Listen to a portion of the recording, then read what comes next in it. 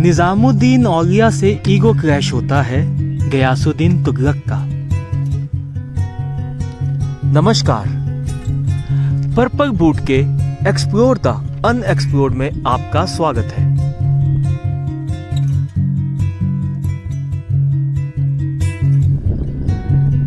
जब खुसरो खां दिल्ली का बादशाह बना तो उसने सरकारी खजाने से अपनी तरफ लोगों को मिलाने के लिए कई सारी संपत्ति आवंटन की।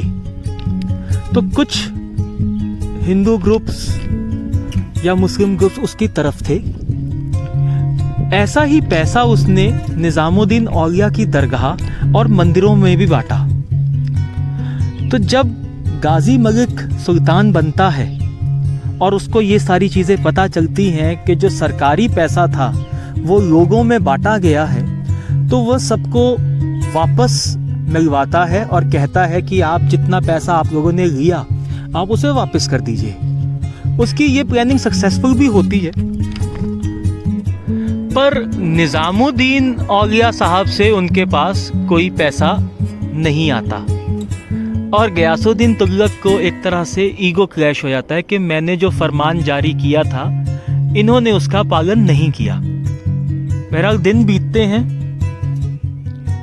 निजामुद्दीन औलिया साहब के पास एक पानी की बावली बन रही थी और बावली बनाने वाले जो कारीगर थे वो सेम थे जिन्होंने इस किले का निर्माण करवाया है। तो बादशाह को जब ये पता चलता है तो वो कारीगरों को हुक्म करता है कि सारे के सारे कारीगर मेरे इसी प्रोजेक्ट पे काम करेंगे।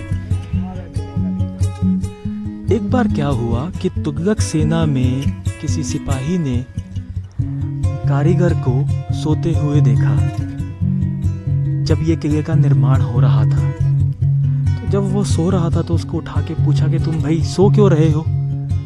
तो वो कहता कि साहब ऐसा है कि रात के समय में हम लोग बावली बनवाते हैं निजामुद्दीन साहब की और सवेरे हम इस किले का निर्माण करते हैं। तो ये बात जब गयासुद्दीन तुगलक को पता चली तो उसे गुस्सा आया और उसने उन मजदूरों को निजामुद्दीन औलिया साहब की बावली बनवाने के लिए मना कर दिया।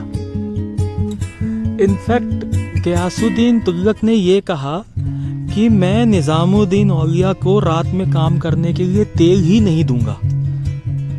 तो अगर ये सुल्तान थे तो औलिया साहब भी बादशाह थे।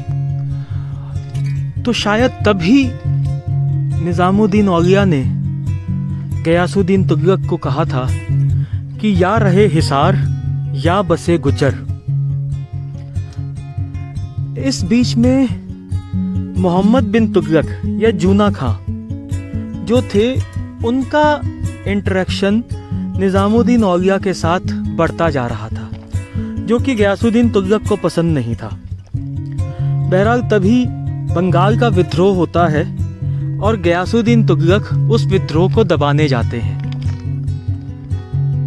तो जैसे ही वो विद्रोह दबा के आ रहे थे तो उन्होंने निजामुद्दीन औलिया को संदेश भिजवाया कि शेख साहब आप अपना सामान बांध लीजिए, मैं आ रहा हूँ। जिसका कि जवाब था कि हुजूर दिल्ली दूरस्त, कि जहाँपना दिल्ली अभी दूर है।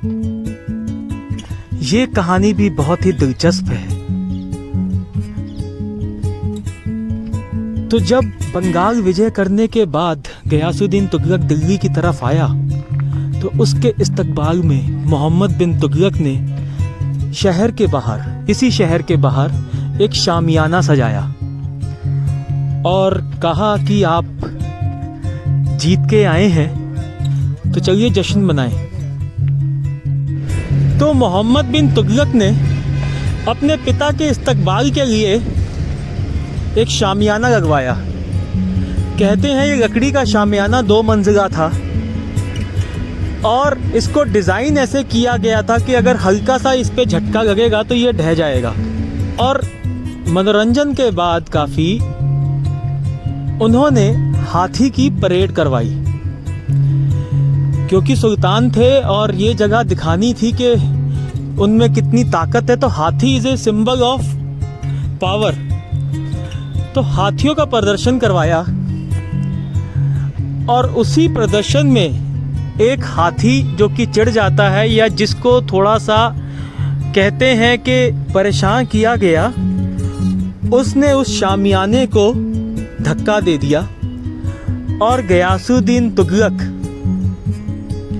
तुगलक डायनेस्टी का पहला बादशाह उस शामियाने में दब के मर जाता है।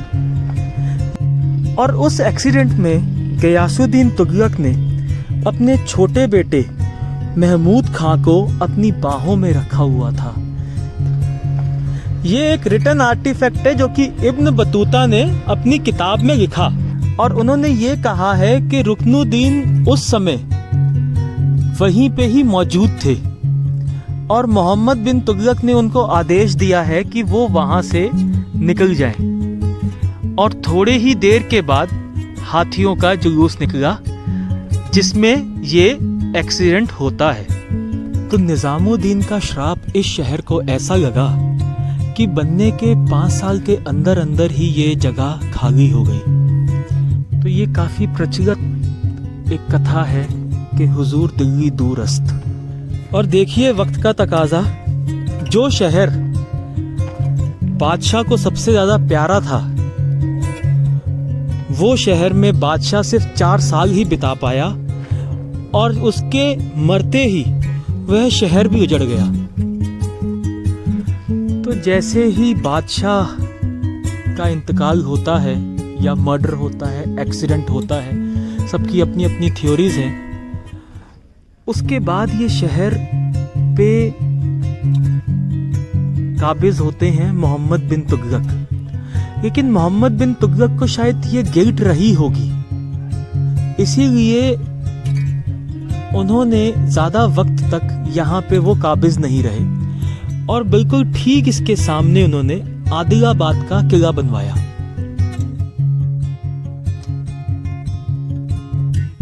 पर्पल बूट की यही है राय, मनोरंजन वही जो ज्ञान बढ़ाए।